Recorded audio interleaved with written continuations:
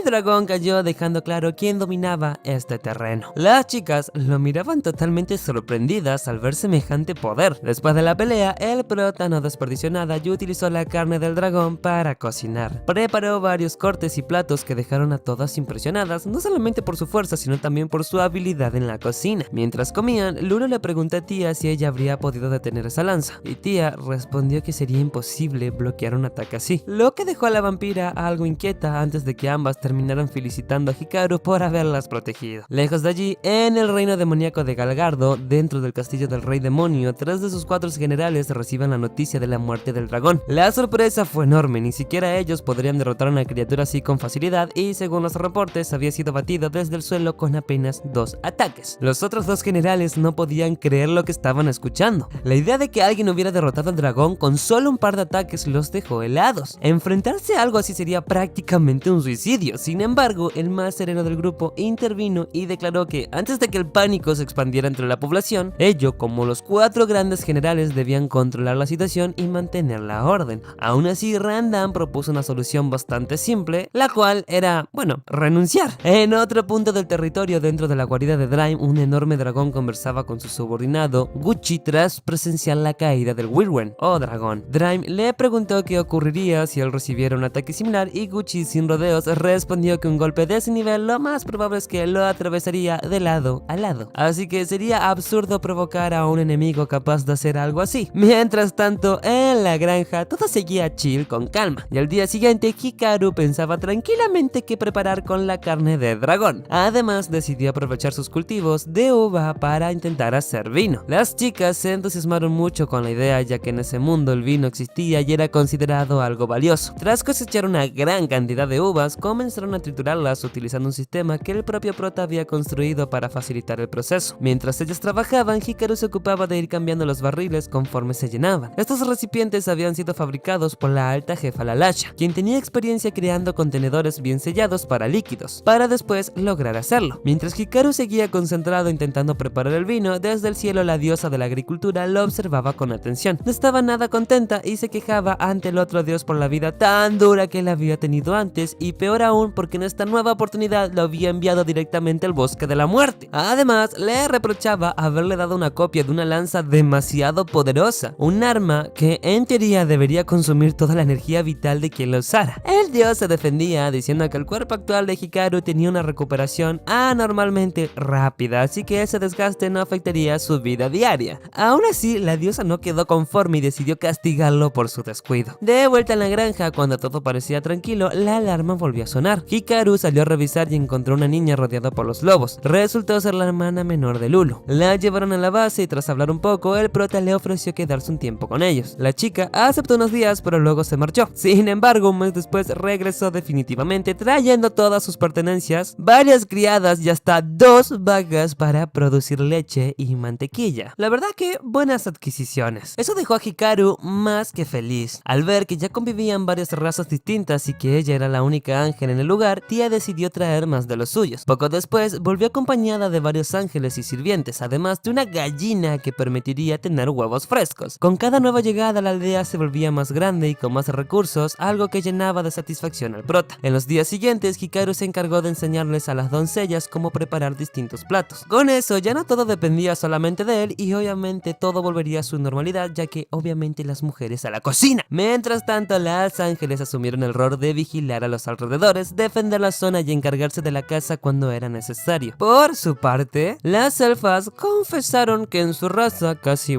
no quedaban hombres, y que por eso esperaban el momento adecuado para querer repoblar la raza. Y Hikaru escuchaba todo eso intentando hacerse el tonto. Con el crecimiento constante del lugar, decidieron hacer una reunión para ponerle un nombre a la aldea. Lo que empezó como una simple granja ya se había convertido en un pueblo donde convivían varias razas. Algunas propusieron usar el nombre del bosque, pero no sonaba muy agradable. Entonces Sabuton sugirió algo relacionado con el enorme árbol. A partir de esa idea, Hikaru propuso llamarla la aldea del gran árbol. A todos les gustó, y esa misma noche confirmaron el nombre y también lo nombraron alcalde, reconociendo que fue él quien levantó todo desde cero. Luego celebraron con una pequeña fiesta de inauguración, y Hikaru, rodeado de sus compañeras y viendo lo mucho que había crecido su hogar, no podía evitar sentirse feliz. Sin embargo, días después, cuando todo parecía parecía ir de 10, llegó un aviso inesperado. Un funcionario del reino demoníaco quería hablar con él. Entonces apareció Visel, quien se presenta formalmente y le entrega un obsequio de buena voluntad por el primer encuentro. Luego menciona que desea hablar sobre la situación de su aldea, recordando que ese bosque estaba bajo el dominio del rey demonio. Hikaru propone un acuerdo. Si se le permite vivir y desarrollar su aldea en esa tierra, ofrecerá parte de sus cosechas como impuesto anual. Cuando llega el momento de hablar de cifras, él mismo plantea un 10%, el cual deberá ser recogido cada año antes del invierno. Aunque a Visel le parece una cantidad considerable, pasan a formalizarlo por escrito. En el documento se especifica que el impuesto cubrirá únicamente los cultivos agrícolas. Productos como leche, huevos, miel o alcohol quedan fuera del trato, y si el rey no desea alguno de esos, deberá pagarlos aparte. Tras finalizar la negociación, Visel se despide, no sin antes recibir también un regalo por parte del alcalde. Cuando se marcha, Hikaru pregunta a las chicas si manejó bien la situación. Ellas lo felicitan, explicándole que no solamente obtuvieron reconocimiento oficial, sino que también la protección directa del rey demonio a cambio de un impuesto que en realidad es muy bajo. Le cuentan que lo habitual suele rondar entre el 50 y el 60%. Al escuchar eso, Hikaru entiende que el trato fue mucho mejor de lo que imaginaba. Mientras tanto, en el castillo del rey demonio, los generales escuchaban el informe de Visel. No podían entender cómo la aldea del gran árbol había aceptado someterse formalmente, aún teniendo la fuerza suficiente para derrotar a un Wyvern. Randan fue el primero en desconfiar y aseguró que algo debían estar planeando en secreto. Visel explicó que él también lo sospechó al principio, pero que no tuvo margen para presionar demasiado. Contó cómo en el lugar estaba presente la gran princesa vampira y el ángel conocido por su enorme poder, acompañado por el alcalde. Al oír eso, Glad se asustó al escuchar los nombres de la gran sabia Lucy y la más fuerte entre los ángeles. Visel confirmó que eran ellas y añadió que no era lo único preocupante. También había un grupo numeroso de altos elfos, una manada de lobos infernales y, para completar el cuadro, el trío de ángeles asesinos que los escoltó hasta su líder. En ese momento pensó que no saldría con vida. A pesar de toda esa demostración de fuerza, el alcalde fue quien propuso quedar bajo la protección del rey demonio. Rechazarlo habría significado convertirlos en enemigos directos. Luego, su atención se centró en el obsequio que habían recibido. Al abrirlo, encontraron manzanas y otras frutas desconocidas. Glad probó primero y quedó sorprendido por el sabor. Sin embargo, Visel notó que la tela que envolvía las frutas pertenecía a una gran araña demoníaca, una criatura tan peligrosa que incluso antiguos reyes demonios habían tenido que enfrentarla en el pasado, haciendo que Randam renuncie. Días después, llegó a la aldea el verdadero representante de los dragones, Draim, acompañado por su asistente. Traían un obsequio para el prota, quien les agradeció y les preguntó el motivo de su visita. El joven explicó que al ser vecinos consideraban apropiado presentarse formalmente y mantener una relación cordial desde el inicio. El prota notó que Draim mantenía la cabeza inclinada en señal de respeto. Entonces el dragón adoptó forma humana para poder entrar al pueblo sin causar disturbios, aunque se le veía algo tenso frente al alcalde. Con el paso del tiempo y tras compartir vino y comida, su actitud cambió. Se mostró mucho más relajado y dejó claro que le había encantado tanto la comida como la organización de la aldea, al punto de no querer marcharse. Finalmente, su acompañante lo convenció de regresar, llevándose varios regalos y frutas. Después de tantas visitas importantes, el protagonista decidió mejorar la logística del lugar. Ordenó construir un gran salón para recibir invitados sin invadir las casas privadas, tarea que dejó a cargo a las elfas. También pidió a los hombres lagartos y a las protectoras que ofrecieran un saludo más formal a quienes llegaran. Sabutón recibió una campana para alertar si se trataba de aliados o enemigos, y la hermana de Lulu quedó encargada de vigilar discretamente a los visitantes. Todo esto con la intención de fortalecer la aldea y ganar más aliados. Unos días más tarde, apareció en la aldea un grupo de hombres bestias encabezados por su líder, Garth. Él se presentó junto a los suyos como representantes de su propio pueblo, ubicado no muy lejos del territorio del prota. Venían con la intención de darse a conocer y establecer contacto. El prota los recibió con normalidad, pero la vampira adoptó una actitud mucho más estricta. Ordenó a los guardias que sacaran a los individuos que permanecían ocultos en los alrededores, dejando claro que actuar de esa forma podía malinterpretarse como una amenaza. Tras descubrirlos, condujeron a todos a la residencia destinada a huéspedes y en cuanto bajaron la guardia, los dejaron bajo vigilancia dentro del lugar. Al prota la medida le pareció exagerada, aunque sus compañeras le explicaron que con los hombres bestia convenía mostrarse firmes desde el principio. A diferencia del dragón y del emisario demoníaco que habían llegado antes con obsequios formales, Garth y su grupo no habían traído ninguna ofrenda. Esa diferencia se notó en el trato y también en la comida que se les sirvió, bastante más sencilla que la ofrecida en visitas anteriores. Aún así, el prota no quiso que la situación se volviera incómoda incómodo del todo y decidió compartir con ellos un poco de vino. En medio de la conversación, Garth explicó que su intención era forjar una relación amistosa, pero que habían dejado gente escondida como medida de precaución, por si surgía algún problema y necesitaban avisar a los suyos. Garth les explicó con más detalle la situación de su gente. Los hombres bestia sobrevivían principalmente de la caza y de la extracción de minerales, materiales que luego intercambiaban con una aldea humana. Sin embargo, por diversos inconvenientes recientes, ese comercio se había vuelto inestable y poco confiable. Esa dificultad los llevó a buscar nuevas alianzas, y fue así como supieron de la aldea del Gran Árbol. Gracias a esos rumores provenientes de gente vinculada al Rey Demonio, en medio de la charla también intervino Tia, dejando en evidencia su habilidad para obtener información con facilidad. Y al día siguiente se sentaron formalmente a negociar. Garth propuso que el intercambio se realizara en su propio territorio, ya que el trayecto hasta la aldea del prota había sido complicado y peligroso. A cambio, ofreció una amplia variedad de productos elaborados con el mineral que extraían, utensilios como platos y cucharas, además de piedras de cristal y otros objetos. Al ver la calidad, el prota mostró un interés inmediato. La propuesta de los hombres bestia era simple: entregar esos productos a cambio de alimentos. Tras discutir los términos, ambas partes alcanzaron un acuerdo justo. Antes de marcharse, Garth se disculpó por no haber traído un obsequio apropiado en su primera visita, explicando que su pueblo no contaba con lujos debido a su situación humilde, aunque prometió compensarlo en el futuro. Ante eso, el prota respondió que el verdadero valor de un regalo no reside en su precio, sino en la intención con la que se entrega. De esa forma, comenzó oficialmente la relación comercial con el pueblo aullador. A cambio de un barril de vino, Draym aceptó transportarlos y cargar toda la mercancía, facilitando así el intercambio. Días más tarde, regresaron tras concretar el trato, y Tia informó que el alcalde del pueblo aullador había hecho una petición adicional. Deseaba que algunos de los suyos pudieran mudarse a la aldea del Gran Árbol. En total se trataba de unas 20 mujeres. Como la aldea aún necesitaba más manos para trabajar, el prota aceptó, aunque puso una condición clara: que enviaran al menos a 2 hombres jóvenes, ya que la población del lugar estaba compuesto casi por completo por mujeres. Pocos días después llegaron las nuevas integrantes. Sin embargo, cuando presentaron a los 3 jóvenes que habían traído, el prota notó que no eran hombres adultos, sino niños pequeños. Aún así, decidió recibirlos sin generar conflicto. Con el paso del tiempo, los recién llegados se adaptaron al ritmo de la aldea, aunque varias de las chicas todavía se desmayaban al ver a Sabuton o a los lobos. El prota percibió que todos allí podían usar magia, no solamente las nuevas integrantes, sino que también los lobos, Sabuton, la abeja gigante e incluso el slime. Otra vez comentó que era el único incapaz de hacerlo, pero una de las recién llegadas intentó animarlo, explicándole que los niños tampoco podían usar magia hasta que la aprendían. La conversación se ve interrumpida por un estruendo que sacude la zona. Casi al mismo tiempo, una vigilante llega con urgencia para informar que un oso colosal y una serpiente gigantesca estaban combatiendo en el bosque, y que el alcance de sus ataques podría afectar directamente a la aldea. El ángel advierte que intervenir sin estrategia sería demasiado arriesgado, pero el protagonista, lejos de alarmarse, solamente quiere saber si estas criaturas son comestibles y les pide que por favor lo lleven hasta allí. Aunque la chica no entiende muy bien, lo transporta por el aire hasta el lugar. Al llegar, él observa el tamaño descomunal de ambas bestias, que superan con creces cualquier animal común. Aún así, le ordena que se acerquen a toda velocidad. En el momento preciso, empuña su arma y acaba con el oso y la serpiente. De regreso a la aldea, todos quedan impresionados al saber que derrotó a 2 monstruos tan peligrosos con un solo golpe. Sin embargo, su atención estaba puesta en la cocina. Decide aprovechar la carne y prepara un estofado de oso utilizando el vino que había producido. Las chicas se preocupan al verlo usar una reserva tan valiosa, temiendo que arruine el sabor, pero cuando lo prueba, asegura que quedó delicioso, pero siente que le falta un detalle para estar perfecto. Por eso decide ir a ver a Flora y pedirle que ayude a eliminar a cualquier microorganismo que pueda arruinar la preparación. Ella le entrega una poción especial pensada justo para eso. En medio de la charla, comenta que ha intentado replicar el miso siguiendo sus indicaciones, pero no logró buenos resultados. Su método había sido bastante torpe, ya que intentó eliminar lo peligroso usando explosiones, sin entender que eso no era el camino correcto. Al notar el riesgo de que siguiera experimentando de esa forma, él opta por explicarle con paciencia cómo funciona realmente la fermentación. Le muestra el proceso paso a paso, dejando claro que se trata de algo mucho más preciso. Le enseña cómo preparar el miso correctamente, controlando tiempos, limpieza y almacenamiento. Al terminar la jornada, ya tienen una buena calidad lista, aunque deberán esperar varios meses para que madure y alcance el sabor adecuado. Días después, la aldea recibe la visita de un grupo de enanos. Ellos también escucharon sobre el lugar gracias a los generales del Rey Demonio y llegan con la intención de establecer comercio. No cuentan con productos tradicionales para intercambiar, pero ofrecen su conocimiento técnico. Resulta que son expertos en el trabajo con alcohol y al combinar su experiencia con la abundancia de ingredientes de la aldea pueden crear muchas más variedades aparte del vino. La propuesta entusiasma a todos y en especial a Draim. ¡Pinche dragón borracho! Por otro lado, el enano le agradece al prota por haberlos recibido en la aldea y darles un lugar. En ese instante, Hikaru recuerda que por fin hay hombres adultos en el pueblo y sin perder tiempo le pregunta si hay alguna mujer que le haya llamado la atención. Donovan dice que aunque hay muchas que les parecen atractivas, él prefiere a una mujer con barba.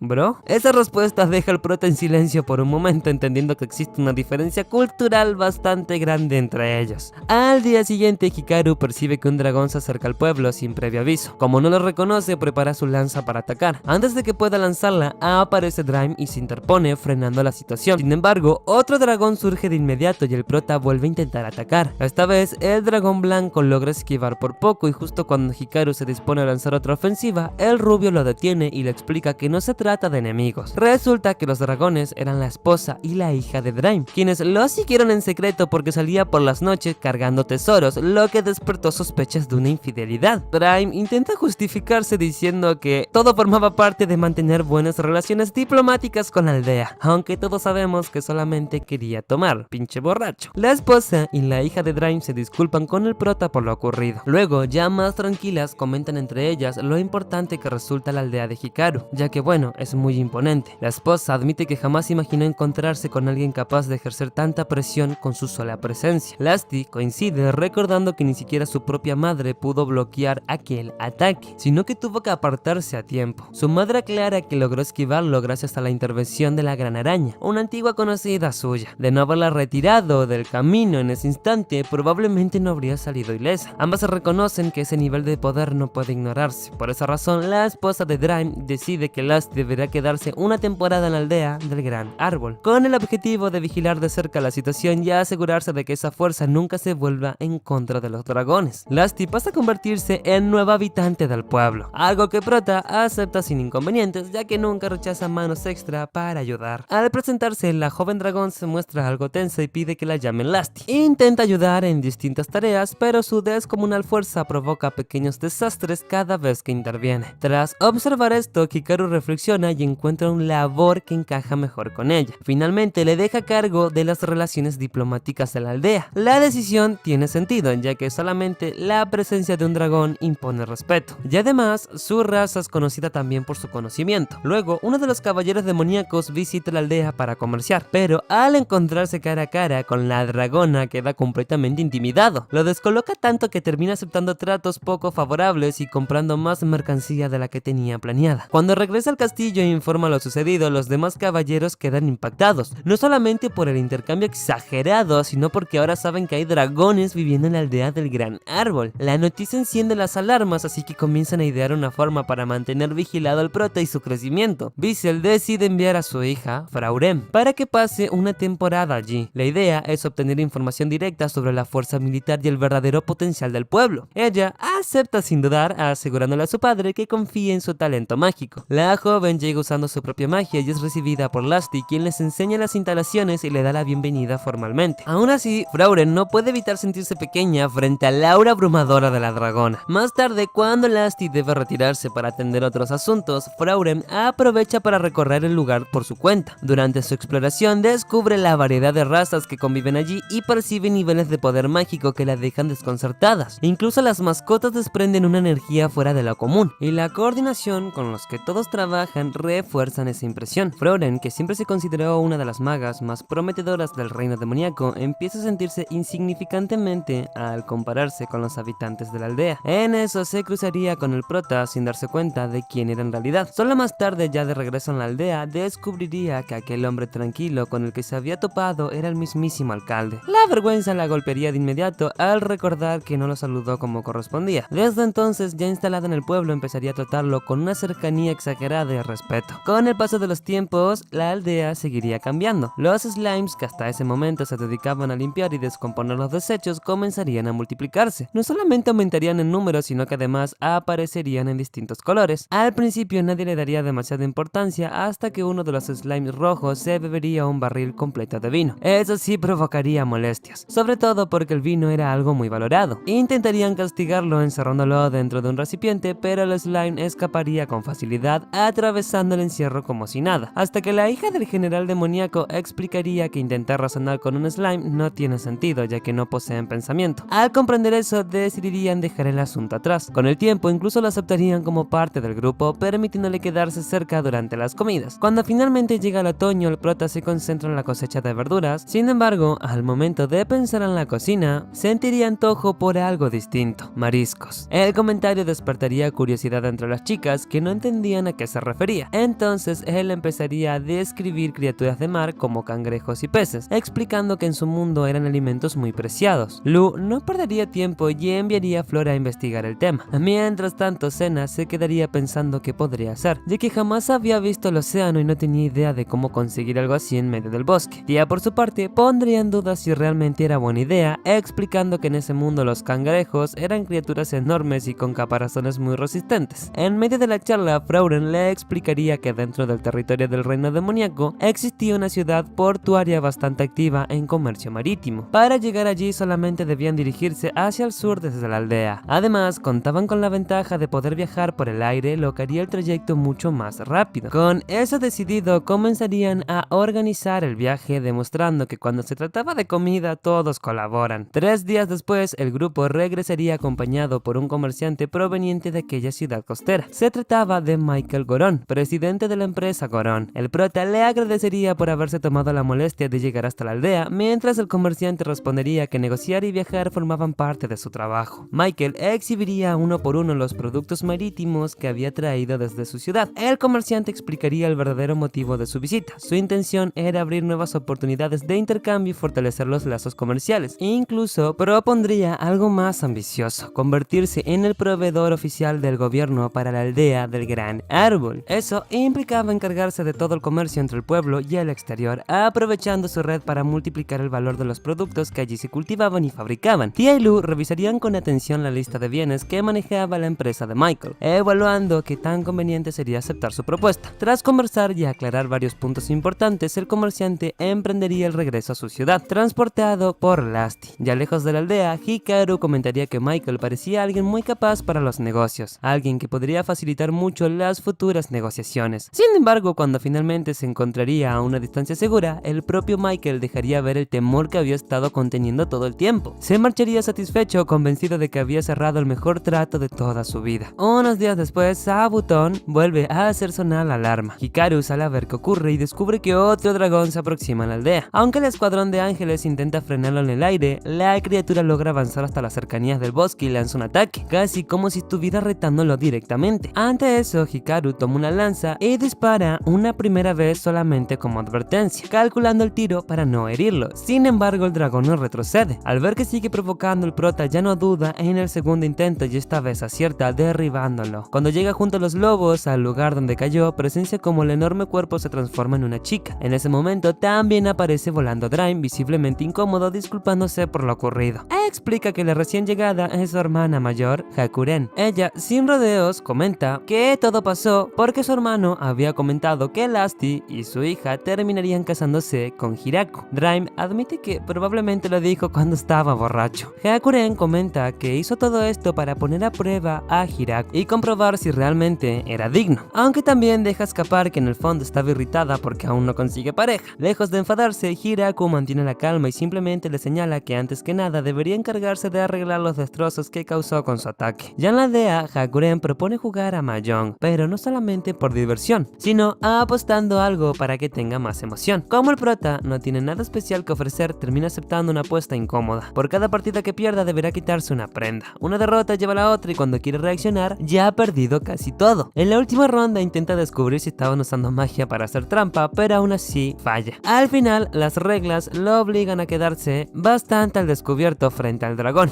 En paralelo, en el castillo del rey demonio, los generales empiezan a inquietarse al notar que cada vez más dragones visitan la aldea del Gran Árbol. El propio rey, sin embargo, estaba más preocupado porque su hija ha estado demasiado ausente últimamente. Con el paso de los días, como en el pueblo todos deben aportar algo, a Hakuren deciden asignarla como profesora, encargándose de motivar a los niños a estudiar y aprender. Esa misma tarde llega otro grupo de chicas pidiendo refugio. Resulta que los hijos de Kuro habían explorado una mazmorra donde ellas vivían y casi las derrotan por completo. El protagonista también les asigna una nueva tarea: encargarse del transporte transporte de los productos comerciales. Con eso, amplían su red de intercambio y las ganancias del pueblo aumentan todavía más, fortaleciendo la economía de la aldea del Gran Árbol. Mientras tanto, en el castillo del Rey Demonio aparece la princesa rodeada por 3 jóvenes nobles que intentan convencerla de que el pueblo del Gran Árbol la va a mantener retenida. Según ellas, es casi una amenaza para el reino. Lo que no saben es que en ese lugar vive alguien absurdamente fuerte que parece solamente un granjero tranquilo. De vuelta en la aldea, Visel se teletransporta para advertirle a su hija que la princesa viene en camino con un ejército de 300 soldados. La noticia deja helada a Fraurem, que no entiende el motivo. Visel explica que todo se debe a rumores sembrados por esas 3 muchachas, hijas de familias influyentes del reino demoníaco, conocidas por manipular la política a su favor. Fraurem las identifica de inmediato y entiende el peligro. Si atacan la aldea, no sería el fin del pueblo, sino del propio reino demoníaco. Por eso concluyen que la mejor forma de frenar el conflicto es mostrar la enorme diferencia de poder militar que existe entre ambos bandos. Al día siguiente, las lamias salen a mostrar de lo que son capaces frente a los soldados de la princesa. En cuestión de segundos desatan un caos total, moviéndose con una fuerza tan absurda que el ejército entero termina de rodillas, pidiendo perdón. Todo eso fue tan rápido que hasta ellas mismas se quedaron sorprendidas, preguntándose si en serio bastó eso para que le dieran 10 cajas de manzanas como compensación. Después de eso, las 3 nobles que habían provocado el conflicto aparecen en la aldea. Frauren le explica a Hiraku que como parte de la resolución ellas se quedarán a vivir allí, y delante de las 3 les deja claro que van a trabajar duro como si su futuro dependiera de ello. Junto a ellas también llega la princesa Yuri. Sin embargo, Frauren decide no revelar que se trata de la hija del Rey Demonio. En vez de eso, le dice a Hiraku que no hace falta ningún trato especial y que puede asignarle tareas como a cualquiera. El prota acepta y le dice a Frauren que les enseña la aldea. Cuando quedan a solas con las recién llegadas, Frauren les advierte que si trabajan con honestidad, el intento de ataque quedará en el pasado. Tras recorrer la aldea, el trío de nobles empieza a quejarse entre ellas, diciendo que es absurdo que personas de su rango terminen viviendo en un sitio perdido en medio del bosque. Esa misma noche intentan escapar, pero el plan les dura poco. Al salir se topan con los lobos infernales y se desmayan. Luego de varios intentos fallidos terminan aceptando su situación y con el tiempo comienzan a ayudar a Frauren con el enorme trabajo administrativo acumulado. Por su parte, la princesa empieza a mostrar interés por la aldea. Más adelante, Yuri se acerca a Frauren para disculparse por haber intentado atacarlo y por dejarse llevar por rumores. Le admite que estuvo mal intentar dañar un sitio tan increíble, pero también le confiesa que se sintió herida. Desde hace años eran amigas, pero Frauren empezó a tratarla solamente como princesa y no como alguien cercana. Además, su desaparición repentina le preocupó mucho. Ya en ese estado terminó creyendo lo que las otras chicas le dijeron. Aún así, promete que desde ahora será más atenta y que ayudará al pueblo sin causar problemas. Durante varios días, tanto la princesa como los nobles colaboran con las tareas diarias y terminan disfrutando. Cuando llega el momento de irse, Yuri se despide agradecida con Hiraku por todo y regresa al castillo. Poco después, mientras se acerca el invierno, comienzan a recolectar los cultivos. La cosecha resulta tan abundante que llenan todas las bodegas y todavía sobra bastante. Hiraku decide enviar una parte a Dream y también a sus padres que viven muy lejos. Lasty se encarga del transporte y al volver consigo trae a un grupo de elfas de montaña. Ellas usan magia y a diferencia de las otras son carnívoras. Le piden permiso para quedarse y al principio las demás elfas dudan y piensan que quizás no deberían aceptarlas. Hiraku se queda pensativo, pero no por rechazarlas sino porque estaba calculando cómo integrarlas bien al pueblo. Dice que antes que nada deben buscar un lugar adecuado y preparar una casa donde tengan todo lo necesario para vivir cómodas. Al final decide recibirlas y comienzan a construir el espacio donde podrán instalarse sin problemas. Luego un grupo le habla al prota sobre una mazmorra en el bosque donde vive una serpiente roja. Las elfas quieren cazarla porque su carne es valiosa y según su clan otorga bendiciones a las parejas. Con el paso de los días llega el invierno y una noche la vampira se siente extraña, ya que ha perdido el apetito. Una de las chicas recuerda un caso similar en su aldea y sugiere que podría estar embarazada. El pueblo sigue con su rutina y el prota empieza a levantarse más tarde. Al poco tiempo se nota que su chica ya tiene pancita. Mientras todos se alteran por la noticia, ella permanece tranquila, feliz por la bendición. Literalmente, la bendición. También se revela que él cambió su horario para que las sirvientas pudieran descansar mejor, ya que solían despertarse antes que él y terminaban agotadas. Hiraku retoma su rutina diaria, revisando que toda la casa esté en orden y vigilando los cultivos para que nada los arruine. Las plagas comunes que él conoce ni existen en ese mundo, pero sí aparecen unas criaturas negras raras que se pegan a las plantas y devoran sus hojas. ¡Pinches plagas! Por su parte, los hijos de Sabutón logran detectarlas a tiempo, así que no causan daños graves. Para eliminarlas basta con usar la herramienta agrícola como si fuera una regadera, ya que tiene el poder de limpiar el jardín por completo. Los campos, que antes se ampliaron bastante, ahora son enormes, pero curiosamente eso facilita su control. El prota se siente satisfecho al ver cómo crecen los cultivos y al mismo tiempo los animales también prosperan. Poco después le avisan que las vacas tuvieron terneros, lo que suma más buenas noticias. Motivado, el prota sigue mejorando el pueblo, construye un sector lleno de flores para adornar y fabrica todo lo que los aldeanos le piden, incluso juguetes para los niños. Algo sencillo gracias a su herramienta especial, aunque no tenga experiencia. De vez en cuando, todos se reúnen para entrenar en combate, ya que Anne y las sirvientas sugirieron practicar con regularidad por cualquier problema que pueda surgir. Mientras revisa el viñedo, avisan al prota que un hombre extraño entró al pueblo. Hiraku lo encuentra arrodillado ante las estatuas y Lulu lo presenta como el progenitor, un vampiro de más de 4000 años que vino a confirmar su embarazo, algo muy inusual. Sí, era su padre. El vampiro se disculpa por entrar sin avisar y explica que sintió la presencia del dios creador en la estatua. Sorprendido por la presentación, acepta que Hiraku le haga una propia. Intenta pagarle, pero él rechaza el dinero. Antes de irse, promete enviar una compensación, dejando claro que es alguien de gran poder e influencia. Valgrave regresa al templo tras 50 años con la intención de consagrar la estatua hecha por Hiraku en el lugar más importante. El anciano a cargo queda maravillado y propone dar a conocer el nombre del escultor, pero Valgrave se opone ya que sabe que Hiraku prefiere una vida tranquila y sin atención. Aún así, ordena que todos los templos lo respeten a él y al pueblo del Gran Árbol. Tiempo después, envían al pueblo un piano lujoso como obsequio por el embarazo de Lulu, ya que Hiraku no quiso aceptarlo como pago. Luego llega otro más sencillo para que puedan practicar sin miedo. Los pianos se vuelven un éxito, aunque quienes mejor los tocan son Frauren y las chicas del reino demoníaco. Aún así, todos disfrutan aprendiendo juntos y terminando de esa manera este hermoso anime. Así que si te gustó,